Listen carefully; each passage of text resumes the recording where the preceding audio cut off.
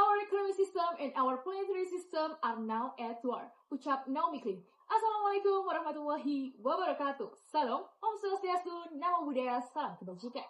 Yang terhormat, Dewan Juri Ceramic National Championship 2026, serta sahabat-sahabat online yang setia menonton kita. Pepatah mengatakan, tak kenal maka tak sayang. Maka dari itu, perkenalkan saya Zara sebagai pembicara pertama, dan Siti Ali sebagai pembicara kedua, serta lalu Imran sebagai pembicara ketiga. Hari ini, kita tidak sekedar membahas pertumbuhan ekonomi, kita sedang membahas arah pembangunan dan masa depan keberlanjutan. Kami dari tim afirmasi dengan tegas mendukung mosi bahwa penekanan berlebihan pada pertumbuhan ekonomi telah mengaburkan prioritas negara dalam merespon krisis ekologis. Hadirin sekalian, apa arti pertumbuhan ekonomi jika fondasi kehidupan runtuh? Negara sibuk mengejar PDB, investasi, dan ekspansi industri. Kita bangga pada grafik yang naik, tetapi lupa bahwa hutan hilang, udara tercemar, dan krisis iklim yang semakin nyata. Krisis ekologis bukan hanya isu masa depan. Ia hadir dalam kekeringan, polusi, dan bencana yang berulang. Namun ketika perlindungan lingkungan dianggap menghambat investasi, ia akan dilonggarkan. Ketika pengurangan emisi dianggap memperlambat industri, maka ia akan ditunda. Dan inilah bias prioritas. Agar debat ini adil dan terarah, izinkan kami menetapkan definisi yang kami maksud dengan penekanan berlebihan adalah ketika pertumbuhan GDP dijadikan indikator utama keberhasilan negara, meskipun mengorbankan keberlanjutan. Mengaburkan prioritas berarti menjadikan krisis ekologi sebagai agenda sekunder yang mudah dikompromikan. Dan krisis ekologi mencakup perubahan iklim, deforestasi, degradasi lingkungan, serta hilangnya keanekaragaman hayati. Framing kami jelas, kami tidak menolak pertumbuhan, kami menolak obsesinya yang mengorbankan fondasi ekologis. Dewan juri yang bijaksana, memahami definisi saja tidak cukup. Kita harus berani melihat realitas akibat orientasi pembangunan yang keliru. Kami membawa dua argumen. Yang pertama yaitu model pertumbuhan saat ini bersifat eksploitatif. Sistem ekonomi global masih bertumbuh pada ekstraksi sumber daya tanpa batas di atas planet yang terbatas. Ketika keberhasilan diukur dari volume produksi, maka kerusakan lingkungan menjadi konsekuensi sistemik, bukan sekedar kecelakaan. Yang kedua, kebijakan hukum yang tumpul memperparah krisis ekologis. Banyak negara telah berkomitmen pada perjanjian iklim, namun regulasi dianggap menghambat investasi. Aturan justru dilonggarkan. Ekonomi diperlakukan sebagai tujuan, bukan alat. Akibatnya, ekologi selalu berada di posisi defensif. Dewan juri yang bijaksana, tidak ada ekonomi di atas planet yang mati. Jika pembangunan harus didikte oleh angka jangka pendek, maka negara sedang mempertaruhkan stabilitas jangka panjangnya sendiri. Maka dengan penuh keyakinan, kami berdiri mendukung mosi ini demi keadilan generasi yang akan mendatang. Terima kasih. Yang kami hormati, para dewan juri yang adil dan seluruh hadirin yang berbahagia. Izinkan saya melanjutkan apa yang telah disampaikan oleh pembicara dari tim kami. Hari ini, saya tidak hanya berbicara tentang angka pertumbuhan, tapi saya berbicara tentang hutan yang hilang, udara yang tercemar, tanah yang rusak, dan masa depan yang dipertaruhkan. Hadirin yang kami hormati, mosi hari ini bukan sekadar tentang angka pertumbuhan ekonomi saja. Ini tentang arah moral sebuah bangsa. Ini tentang pilihan, apakah negara ini berdiri untuk menjaga kehidupan warganya dan alamnya, atau justru membiarkan keduanya dikorbankan demi grafik ekonomi yang terus naik. Saudara-saudara, argumen pertama kami tegas bahwa model pertumbuhan ekonomi Indonesia saat ini masih bersifat eksploitatif. Kita bangga menjadi salah satu eksportir batubara terbesar dunia, sejajar dengan Australia. Produksi batubara Indonesia dalam beberapa tahun terakhir menembus lebih dari 700 ton per tahunnya, bahkan melampaui target dari nasional. Angka itu seakan-akan kita sering memamerkannya. Namun, mari kita bertanya, teman-teman. Keberhasilan tersebut bagi siapa dan untuk siapa? Sedangkan batubara adalah energi kotor di tengah krisis iklim global. Ketika dunia berbicara transisi energi, kita justru memperbesar produksi. Ketergantungan inilah menunjukkan bahwa fondasi ekonomi kita masih bertumbuh pada ekstraksi sumber daya alam, bukan pada inovasi berkelanjutan. Lalu kita beralih pada nikel, teman-teman. Indonesia adalah produsen nikel terbesar di dunia. Hilirisasi disebut sebagai langkah maju dan benar. Ia meningkatkan nilai tambah. Tetapi di balik itu, data pemantauan hutan dari Global Forest Watch menunjukkan ribuan hektar hutan di Sulawesi dan di Maluku hilang dalam 1 dekade terakhir. Sebagian besar terkait konsesi tambang dan kawasan industri smelter. Kita mengejar posisi sebagai pemain utama baterai kendaraan listrik global. Ironisnya teman-teman, demi membangun industri yang disebut hijau, kita merusak hutan tropis, mencemari pesisir, dan memicu konflik ruang hidup masyarakat adat. Apakah ini yang disebut dengan pembangunan berkelanjutan? Belum lagi program estate di Kalimantan dan Papua. Atas nama ketahanan pangan, ribuan hektar hutan dibuka. Tanah gambut yang sensitif digarap secara masif, beresiko gagal panen dan meningkatkan emisi karbon. Alih-alih memperbaiki sistem keberanian yang sudah ada, kita memilih membuka lahan baru. Dari data Kementerian Lingkungan Hidup dan Kehutanan dan juga pemantauan independen menunjukkan bahwa kehilangan tutupan hutan masih sering terjadi setiap tahunnya. Memang ada penurunan dibandingkan era sebelumnya, tetapi tren pembuka lahan untuk tambang, sawit, dan proyek strategis tetap berlangsung. Artinya teman-teman, pertumbuhan ekonomi kita masih memiliki korelasi kuat dengan konvensi lahan dan eksploitasi sumber daya alam. Selama struktur ekonomi seperti ini, krisis ekologis bukanlah kecelakaan, ia adalah konsekuensi sistemik. Saudara-saudara, argumen kedua, kami menyentuh jantung persoalan, yakni kebijakan hukum yang tumpul memperparah krisis ekologis. Melalui Undang-Undang Cipta Kerja, proses perizinan disederhanakan demi percepatan investasi. AMDAL dipersempit, partisipasi publik dikurangi, kewenangan disentralisasikan. Secara formal disebut efisiensi. Tetapi dalam praktiknya, ini melemahkan kontrol ekologis sebagai proyek berjalan. Apa artinya saudara-saudara?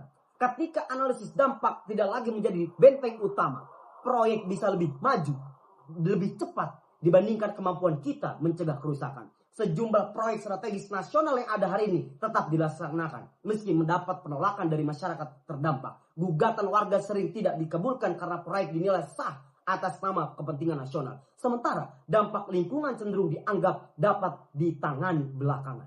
Tetapi kerusakan yang sudah ada teman-teman terjadi tidak bisa ditunda pengelolaannya. Hutan yang hilang tidak bisa dipulihkan dalam satu periode jabatan. Ekosistem pesisir yang rusak tidak bisa kembali hanya dengan janji-janji reklamasi. Penegakan hukum pun di Indonesia masih belum konsisten. Kebakaran lahan terus berulang setiap tahunnya di Sumatera dan Kalimantan. Ini menunjukkan bahwa sanksi belum memberi efek jera. Banyak kasus berlanjut di pengadilan. Putusan ganti rugi tidak efektif dijalankan. Dan perusahaan pelanggar tetap beroperasi. Dampaknya jelas saudara-saudara. Banjir berulang akibat alih fungsi lahan. Populasi udara di kota-kota terbesar melebihi batas aman. Serta meningkatnya konflik agraria karena tumpang tindih perizinan. Ini bukan ancaman masa depan teman-teman. Ini realitas sehari-hari yang terjadi di Indonesia. Saudara-saudara, masalahnya bukan semata-mata kita mengejar pertumbuhan ekonomi. Masalahnya adalah ketika pertumbuhan ditempatkan di atas keselamatan ekologis. Ketika regulasi dilonggarkan dan pengawasan dilemahkan. Dan hukum tidak cukup kuat melindungi lingkungan. Maka eksploitasi menjadi bebas arah. Dan ketika eksploitasi dilegalkan atas nama pembangunan, krisis ekologis bukan lagi resiko, ia menjadi kepastian. Inilah mengapa kami berdiri teguh, berdiri tangguh, mendukung mosi ini. Penekanan berlebihan pada pertumbuhan ekonomi telah mengaburkan prioritas negara dalam respon krisis ekologis. Karena pada akhirnya saudara-saudara, apa arti pertumbuhan 5% atau 6% jika kita mewariskan kepada generasi yang akan datang adalah hutan yang hilang, udara yang tercemar, dan tanah yang rusak. Pertumbuhan tanpa berkelanjutan bukanlah kemajuan. Ia adalah percepatan menuju krisis. Terima kasih.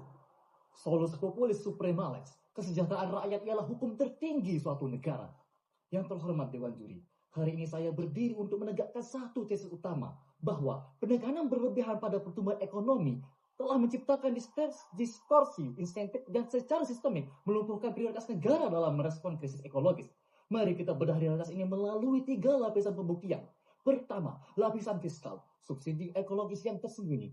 Kita sering membanggakan PDB dari sektor komoditas sebagai mesin kemakmuran. Namun, data BNPB mencatat kerugian ekonomi akibat bencana hidrometeorologi mencapai 22,8 triliun rupiah per tahun. Sebagai pembanding, angka ini mendekati seluruh anggaran tahunan Kementerian Lingkungan Hidup dan Kehutanan. Artinya, negara sebenarnya sedang melakukan subsidi ekologis. Kita memberikan karpet merah bagi keuntungan industri ekstraktif, namun membebankan biaya pemulihan dampaknya pada pajak rakyat dan anggaran masa depan. PDB kita makin naik, namun daya dukung biologis kita sedang dilikuidasi secara perlahan. Kedua, lapisan institusional, struktur insentif yang terdistorsi. Mengapa kebijakan ekologi seringkali kalah di meja perundingan? Karena struktur insentif kita terjebak dalam jalur ketergantungan. Lihatlah bagaimana target RPJMD dan dana transfer daerah masih didominasi oleh indikator pertumbuhan ekonomi instan. Sistem ini mendorong kepala daerah pada posisi sulit antara menjaga kelestarian ekosistem atau mengejar percepatan investasi demi dana segar.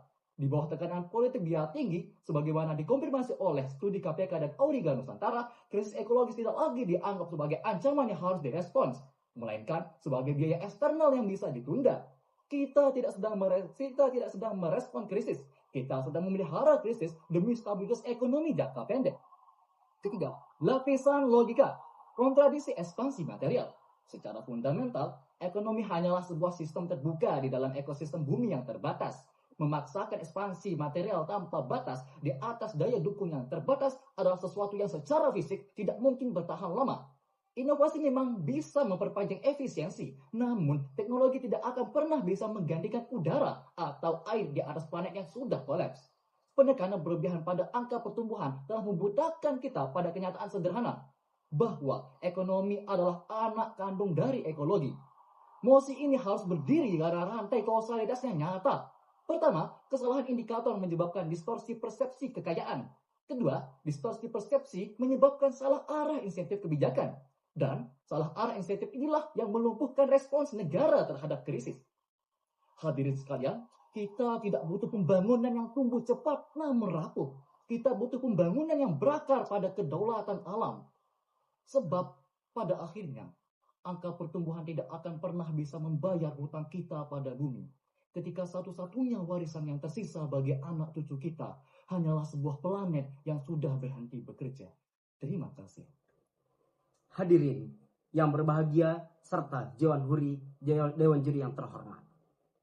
Hari ini, tim kami telah menunjukkan satu benang merah yang jelas. Ketika pertumbuhan ekonomi ditempatkan sebagai tujuan utama, bukan sebagai alat, maka yang dikorbankan adalah fondasi kehidupan itu sendiri. Pembicara pertama telah menegaskan bahwa obsesi pada angka telah menggeser prioritas negara. Pembicara kedua membuktikan bahwa model pertumbuhan kita masih bertumpu pada ekstraksi, batu bara, nikel, pembukaan hutan yang menyisakan kerusakan ekologis sebagai konsekuensi sistem ini. Dan pembicara ketiga memperlihatkan bagaimana distorsi insentif fiskal dan kelembagaan membuat krisis lingkungan terus dipelihara demi stabilitas ekonomi jangka pendek. Ini bukan retorika, teman-teman. Ini rantai sebab akibat yang nyata. Ketika hutan ditebang demi ekspansi, banjir menjadi langganan. Ketika regulasi dilonggarkan demi investasi, populasi menjadi harga yang dibayar rakyat. Ketika hukum tidak tegas, eksploitasi menjadi kebiasaan. Kita terus merayakan pertumbuhan 5 atau 6%. Tetapi kita lupa menghitung biaya ekologis yang tidak tercatat dalam PDB. Udara yang tak lagi layak hidup. Tanah yang kehilangan kesuburan. Dan ruang hidup masyarakat yang menyempit. Hadirin yang kami hormati. Mosi ini bukan sekedar tentang menolak pertumbuhan. Mosi ini tentang mengembalikan pertumbuhan ke tempat yang semestinya. Sebagaimana sarana untuk mensejahterakan manusia tanpa menghancurkan alam yang menopangnya. Karena pada akhirnya ekonomi tidak berdiri di atas kertas laporan. Ia berdiri di atas hutan yang menyerap air. Laut yang memberikan kehidupan. Dan udara yang memungkinkan kita bernapas.